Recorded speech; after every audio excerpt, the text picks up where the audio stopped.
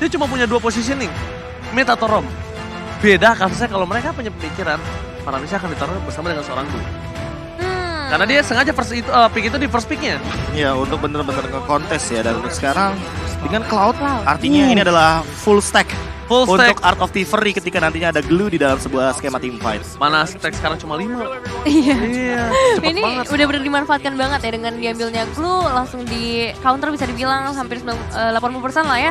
Dan aku penasaran nanti untuk gold lane-nya karena bisa dibilang banyak banget nih gold lane yang udah di-ban. Tersa clean mungkin. Fredrin terlebih dahulu yang diamankan mungkin di area jungle. Karena kita udah melihat Link dengan rotasi cepatnya dan Kari. Lagi ya. Oh, apakah benar-benar akan farming dual lane untuk Joel Crew seperti yang dilakukan oleh Oheb dan Lapu-Lapu dengan last pick-nya kita tahu sendiri. Ya, satu-satunya hero yang tersisa untuk melawan Glue. Karena memang kalau misalkan dibandingkan dengan hero-hero yang tersisa sebagai EXP laner akan termakan oleh split. Ya, dia mau nggak mau kalau misalnya dia mau coba lebih ekstrim. Soalnya kalau ngomong depannya G kan agak cukup kasar, ekstrim. Dia pakai Guinevere kalau mereka dia mau. Gimana caranya ajak itu Glue itu masuk ke dalam zona yang berbahaya? Atau ya sekalian aja kayak Pakito yang Pakito tersisa, yang bisa punya dive in. Atau Benedetta. Tapi kan kalau Pakito agak sedikit serempet ya menurut aku agak cukup berat. Jadi menurut aku Lapu-Lapu ada keputusan sangat baik dan ini dia 2 tim yang akan bertanding di match kedua Profesor Kabir dan juga Nevin. Oke, akan kita saksikan seperti apa Best of One series lagi-lagi kesempatan mereka nggak banyak untuk babak group stage kali ini. Jadi semuanya harus diberikan yang terbaik pastinya. Entah itu dari Malvinas Gaming dan juga MDH Esports. Ya, dan tensi early game adalah tempo yang terpenting sekali nantinya menjaga bagaimana agar mereka tidak kehilangan kendali ketika kehilangan satu objektif. Salah satunya adalah Turtle yang penting sekali di menit yang kedua. Alright, tanpa berlama-lama langsung kita saksikan match kedua M4 World Championship. Malvinas Gaming versus MDH Esports. Yes, kita akan langsung lihat aja seperti apa dengan adanya Malvinas Gaming yang terkenal dengan metode pick off-nya. Apakah bakal coba untuk diamankan kali ini karena dari segi hero-hero yang mereka bawa juga sangat oke. Tapi Fredrin ini berada di area jungler ya ternyata mereka bawa ya. Iya. Oke. Ini adalah sempat kita mention ya. Dan ini adalah salah satu jungler yang cukup kuat menurut aku pribadi. Dia punya sustainability dan secara tidak langsung ya, ketika aku dulu cobain Fredrin di area jungler, itu agak cukup cepat juga loh ngejunglernya Profesor. Iya, apalagi dengan item tank yang kita tahu sendiri, semakin banyak pool darah yang dimiliki oleh sosok jungler. Itu true damage yang nantinya akan diberikan bagi pemegang Retribution akan jauh lebih besar dan mempermudah melakukan sebuah jungle di menit awal sampai nanti di late game sekalipun. Dan aku melihat Nevin, satu keuntungan dari Fredrin jungler adalah ketika junglernya tidak terlalu depending on purple buff. Iya benar juga, dia nggak harus selalu mendapatkan purple buff, tapi untuk orange buff-nya sih, dengan kenaikan level dari seorang Fredrin itu bakal berpengaruh cukup besar juga, terutama dia kan bakal dibutuhkan ya untuk ada di sisi depan sebagai seorang frontliner. Maka coba dipaksa first blood, tapi ini akan membalikan kembali keadaan di mana Faramis harus mundur ke arah belakang. Tidak mau menggunakan flicker trigger, disiplin yang bagus banget menurut gue pribadi. Kenapa? Karena calculate damage yang diperhatikan oleh tim dari Vietnam ini sangat-sangat penting loh Profesor KB. Tapi sayangnya drop of their top lane terambil dan harus mencoba mundur ke arah belakang ketika Link menghadapi Glue di early game. Ya, Glue nggak bisa ditumbangin oleh Link dan Link akan kehilangan banyak banget source skill yang dia miliki. Bahkan itu lihat deh, itu Joga level 4 dan untuk Dragonnya dia di level yang ketiga. Bayangkan bagaimana menjengkelkannya satu sosok Glue ketika berada di early game. Ini fase yang sangat menguntungkan tentunya dan harus secepat mungkin dilakukan snowball oleh teman-teman dari Malvinas Gaming itu sendiri. Betul. Nah ini dia Turtle Camp by UBS Gold udah mulai muncul menandakan akan adanya kontes mungkin terjadi di bagian bawah pastinya karena beberapa setup juga udah mulai terlihat di sana dari Nerd dan juga Step. Yes, dan bahkan kalau bisa kita lihat di sini Gina masih terlalu terburu-buru untuk maju ke depan. Informasi akan telah diberikan di mana Turtle-nya telah dipegang oleh para pemain dari tim Malvinas Gaming. Malvinas Gaming kali ini 4 lawan 4 akan berada di arah Turtle. Mundur ke arah belakang, MVG, Draken, Malvinas mau coba masuk, 16 mau coba di setup, dan ternyata dapat soul plate, Retribution tidak masih didapatkan, bahkan kali ini satu poin kill diamankan oleh para pemain dari tim MDH. Lihat, dengan Retribution yang sangat baik, dengan first pull yang didapatkan, tapi dia udah gak punya first voice, dia harus lari ke arah belakang, belum mencoba untuk menangkap satu, dan tidak berhasil ditunggangi, sayang banget, dan hanya harus kehilangan 3 pemain dari MDH Esports. Satu lagi. Serangan Dart kali ini masih berhasil dari penjara yang dilakukan oleh seorang Dragon. Persembunyian yang bisa dibilang cukup sukses sejauh ini. Tapi ya keuntungan sebenarnya besar banget ya di tangan teman-teman dari MDH untuk early game kali ini. Ya notabene-nya mereka sangat amat di-press dari awal. Ya, bahkan tadi kalau teman-teman lihat Joga ada di level yang kelima, makanya retribution-nya akan lebih on point dibandingkan kalau misalkan kita melihat bagaimana retribution yang dimiliki oleh Prince Fran dan Jnord. Dia tadi sempat mengumpat atau bisa dibilang menghilang dari deteksi seorang Dragon. Sampai-sampai Dragonnya nggak notice kalau seandainya dia ada di sampingnya. Persis di rumput dekat purple buff. Jujur aja ya, aku ngelihat permainan dari MDH ini, mereka main ke arah mind blowing. Kenapa? Dia mainnya mindset dari Malvinas Gaming yang memiliki komposisi draft pick menurut aku cukup kuat. Tapi ini tidak bisa mereka mainkan di area mid late game. Gimana caranya kali ini akan bisa sustain menuju ke late game? Lihat dia udah punya satu buah corrosion sight yang mungkin akan membuat dia lebih kuat lagi nantinya. Dan Dragon ini lagi-lagi harus menjadi pilihan yang sangat-sangat diperhitungkan oleh para pemain dari tim Malvinas kini. Jnord, Duel Dragon terlalu all in terhadap seorang Glue, tapi ini apakah berhasil? Dan menurut aku terlalu sayang, Glue di all in di early game, ya kayaknya masih belum capable punya satu buah damage ya Profesor ya. Dan Ya, kalau kita ngomongin soal bagaimana untuk burst down ke arah Glue juga membutuhkan sekali Faramis. Makanya tadi Faramisnya berada di tempat yang sangat jauh dari Need My Help. Makanya nggak bakal ada Ghostbuster untuk mendapatkan satu damage dari Dragonnya yang bahkan sampai sekarang Vengeance-nya pun belum digunakan. Iya, emang dari sejauh ini sih emang Glue-nya bakal menjadi pengganggu, benar-benar besar banget impact-nya sudah tadi kita lihat juga. Dan sejauh ini Turtle Camp muncul lagi by UBS Gold pastinya menandakan akan ada pertemuan antara kedua tim lagi-lagi dan lagi. Joga yang udah mulai muncul juga, tapi di sisi lain perpecahan dilakukan. Mencoba untuk mengambil Jnord-nya terlebih dahulu supaya gak ada gangguan dari The Way of Dragon-nya. ini dia saatnya perperangan akan terjadi. Retribution di source point. Dan lihat, no more Temples of Blade. Berhasil dihilangkan begitu saja dengan satu buah Blazing Tweed ke arah belakang. Soul Crew mencoba untuk menutup, tapi lihat di sana tiba-tiba datang dengan satu buah karinya. Double Manipulation, dibaskan kembali ke kanannya. Cepat kedua hilang. MDH Esports terlalu terburu-buru dengan keuntungan yang dia miliki di war yang pertama. Ternyata dia lupa kalau misalnya Malvinas Gaming juga masih punya power. Nominal Blaze-nya kali ini di cover langsung di belakang Freden dan tidak bisa dibendung, Nevin. Iya, ini power yang besar banget. Tapi buat kalian yang pengen dapat power besar juga, kalian bisa dapetin diskon sampai dengan 90% dari Grab. Tinggal pakai promo yang ada di bawah sini atau langsung scan aja. Ya, Startle Slain by UBS Gold kali ini membuat Malvinas Gaming unggul 73 gold, Profesor.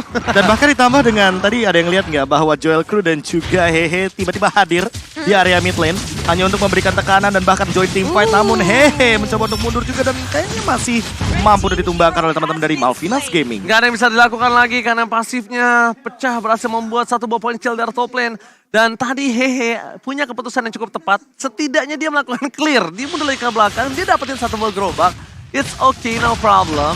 Dan balik lagi, di sisi Malvinas Gaming, aku melihat mereka akan sangat bisa mengcover pergerakan dari seorang Kari. Lihat, bahkan dua player udah menuju ke arah top lane yang sulit banget untuk dibendung dan Joga. Kalau misalnya Kari udah punya nanti Wind of Nature atau mungkin dia main ke arah Thunderbolt, itu udah nggak bisa di solo pick off sama seorang Joga loh. Emang dari awal nih Karinya harus banget dibantuin karena kita tahu sendiri Cloud di area late game itu bakal cukup berbahaya, apalagi dengan mobilitasnya yang sangat amat tinggi. Dan untuk saat ini spek yang tinggi juga buat kalian para gamers bisa dapatkan di Infinix Note 12 2023. Dan so far kita akan melihat Jnord yang harus langsung hilang dalam sekejap mata ketika pergi terlalu jauh, nampaknya memasuki ke dalam kandang yang dimiliki oleh 3 pemain Malvinas Gaming. Ingat, ini Kari.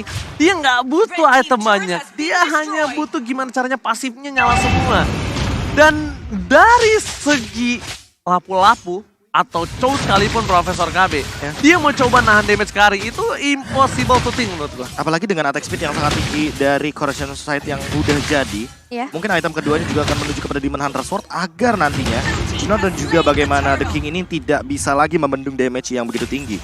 Ya, mereka keuntungan yang dimiliki dari tim MDH kali ini udah dibalikan kembali oleh tim Malvinas Gaming. Dragon, kita tahu yang dari tadi memiliki keuntungan dia harus depan dan dia untuk di pick off butuh banyak banget soft skill. Dia menjadi posisi yang bagus, tapi lihat mana Blast masih melakukan satu, Reda bisa dikeluarkan, tapi lihat no time of Blast again. Real more manipulation, kali ini dibuka untuk melakukan defensif, tapi lihat Cloud-nya gak bisa masuk lebih dengan buru-buru. Dia nggak punya item, kalau dia masuk itu namanya satu Nevin, menyerahkan nyawa kepada sang ilahi. Berpasrah saja ya, tapi ini satu eliminasi yang penting, apalagi kali ini mereka bisa dapetin space juga di area bottom lane menuju ke arah seorang The King ya. Ada Steph juga datang di waktu yang sangat amat tepat membuat Malvinas Gaming mendapatkan keuntungan yang besar besar Ranger Mas. Oh, one last hit. Dan lihat, satu buah Eve still survive in the bottom lane. Dan bahkan para pemain dari tim MDH mereka gagal mendapatkan seorang Harley.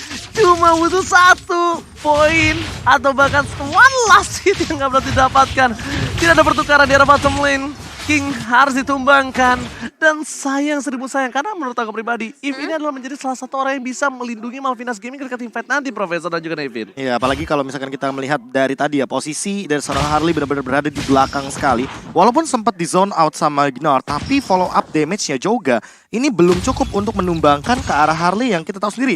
Reward Manipulation itu memiliki shield absorb, jadi dia akan lebih lama lagi ketika mengeluarkan ultimate di waktu yang bersamaan bisa ofensif dan bisa defensif. Oh, lihat The King mencoba untuk ke arah belakang. Duel Dragon terhadap seorang Lolita mencoba di follow up begitu saja. Saya Sophie dapat satu more point kill. Real world manipulation dapat top lane dan Faramis still survive dan ini dia membalikan kembali keadaan yang dimiliki oleh seorang Faramis yang di mana Faramis menyelamatkan hari dari MDH Esport. Kalau tidak ada Faramis itu pasti instant point kill yang didapatkan oleh si Malvinas Gaming, Nevin. Iya, sebenarnya udah banyak banget damage yang bisa dikeluarkan oleh Malvinas Gaming, tapi ketika ada Faramis di sana nyawanya dikali 2 itu membuat dari MDH bisa bertahan dengan HP yang benar-benar masih prima banget sejauh ini. Langsung kabur semuanya. Curang. Langsung kabur semuanya. Stacknya full langsung kabur. Bener banget, stacknya full kabur daripada nanti kena grab ya. Ya, split, grab.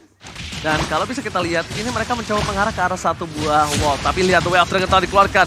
Prince Farm harus mundur kali ini karena tidak boleh terlalu nafsu. Tapi lihat yang dilakukan terhadap para pemain dari tim MDH. Ada pecah 2 team fight yang terjadi dan bahkan mereka hanya bisa menukar 1 untuk 1.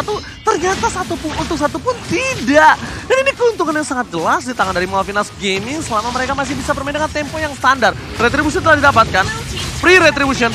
Free Lord for Malvinas Gaming. Iya, dengan terpecahnya tadi 2 fight yang ada, itu juga ngebuat Dragonnya bisa lebih enak buat melakukan zoning out, membuat dari MDH juga nggak bisa berbuat banyak, tapi mereka tetap harus melakukan trade sejauh ini, karena outer turret kemungkinan besar akan berhasil diruntuhkan, at least ada pertukaran ke bagian bottom outer turret. Ya, konsep permainan dari Malvinas Gaming adalah bermain front to back atau bermain mengincar dari depan menuju ke arah belakang. Sementara kebalikannya MDH Esports, mereka punya Hehe.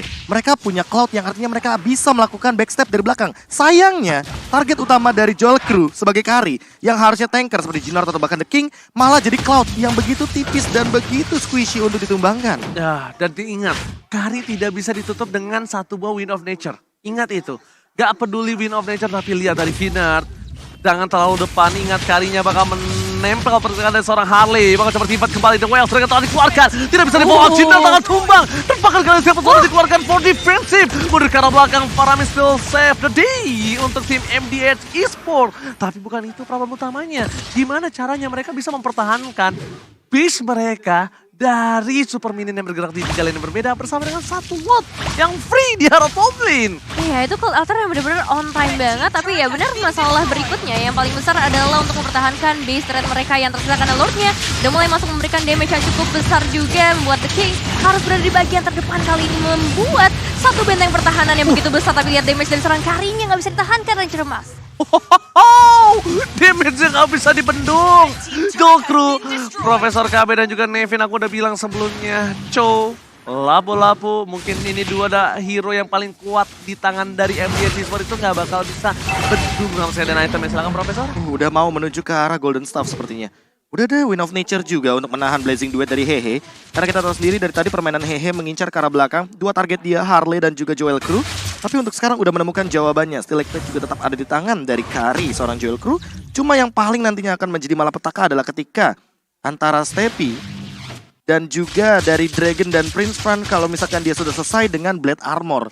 Ini Hehe nggak bakal bisa punya target yang benar-benar optimal kalau mau main front to back. Karena itu Blade Armor akan sedikit menahan bagaimana pantulan damage fisikal yang dikeluarkan oleh Cloud. Oke, tapi kalau menurut aku pribadi Profesor KB ya, mereka punya charge. Gimana caranya lapu-lapu ini menuju ke arah Eve? Gimana caranya lapu-lapu ini bisa mendungin seorang Eve? Tapi lihat, Flicker dikeluarkan, Duel Trigger, di follow up damage dengan Nominal Blast bersama Real World Manipulation, fokus ke arah belakang, dapatkan Blazing Duet. Kali ini nggak bisa berhasil melakukan impact yang cukup tinggi. Damage-nya tidak bisa masuk dengan maksimal. Dan bahkan mereka harus mundur ke arah belakang ketika Gnar instant point kill. Dan untungnya ditukar dengan Harley. All in terhadap Harley setidaknya menjadi poin yang cukup penting untuk para pemain dari tim MDH Esport. Iya sih, terlihat fokus utama mereka dari MDH terutama tadi menuju ke arah Eve-nya. Karena memang dari tadi kita ngelihat banyak banget pergerakan dari MDH yang harusnya bisa dilakukan itu dihalangin sama efek slow dari Eve-nya itu sendiri. Dan tercam by UBS Gold sudah mulai terlihat kali ini untuk Lord-nya. Alright, Dragon bakal coba untuk melakukan rotasi ke arah bawah.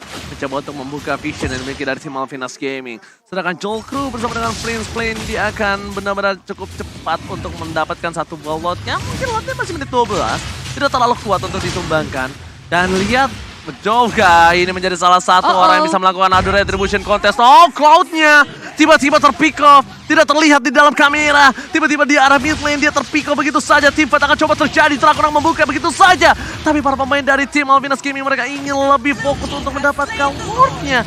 Memastikan kemenangan untuk tim mereka. Karena base-nya udah tidak punya pasif lagi. Tapi itu yang aku sempat sounding oleh seorang Nevin. Fredrin punya keuntungan. Tidak depending on purple buff. Ini ngebuat dia punya power yang besar banget, sustainnya juga tinggi, tambah lagi ada sosok Dragon yang selalu siap juga di area terdepan. Meskipun kalau kita ngeliat dari line-up-nya emang ini banyak banget counter yang menuju ke arah blue. Cuma dengan efek goldnya yang berbeda cukup jauh, ini nggak jadi masalah besar untuk blue-nya sejauh ini. Iya, nggak terlalu meng-counter apalagi ketika Dragonnya sudah selesai dengan Arena Shield. Jadi kayaknya need my help bukan menjadi sebuah ancaman tentunya bagi Glue. Namun di bahaya bottom lane, The King sudah mengeluarkan ultimate-nya. Dia lepas dari satu buah formasi Paramis yang telah menyelamatkan dirinya dari World Manipulation. Di arah bottom lane, mereka nggak bisa bertahan kembali. Joga untungnya telah menyelesaikan Lord di arah top lane. Keputusan yang tepat, 1 versus 1 dengan Lord. Karena setidaknya mereka tinggal mempertahankan dari Super Minion. Bukan mempertahankan dari Lord. Mereka tidak terpecah dalam 3 posisi yang berbeda. Dengan adanya seorang lapu-lapu tidak ada dan ditumbangkan oleh tim Malvinas Game. Ini menjadi keuntungan pribadi loh untuk seorang Harley. Tapi bukan jadi masalah besar juga sebenarnya untuk The King yang harus tumbang karena emang pertukarannya masih cukup worth it ya sedari tadi kita lihat. Dan kali ini Malvinas Gaming udah mulai mendekat dengan 119 yang lepasang di sana mencoba untuk mendapatkan eliminasi lagi Ranger Mas. Oh my god, Nominal Blast with Flicker berhasil mendapatkan 1 Paramis poin pentingnya. Jinar tidak bisa masuk lebih dalam lagi, dia bisa terlalu besar dari seorang Kari bersama dengan lapu-lapu.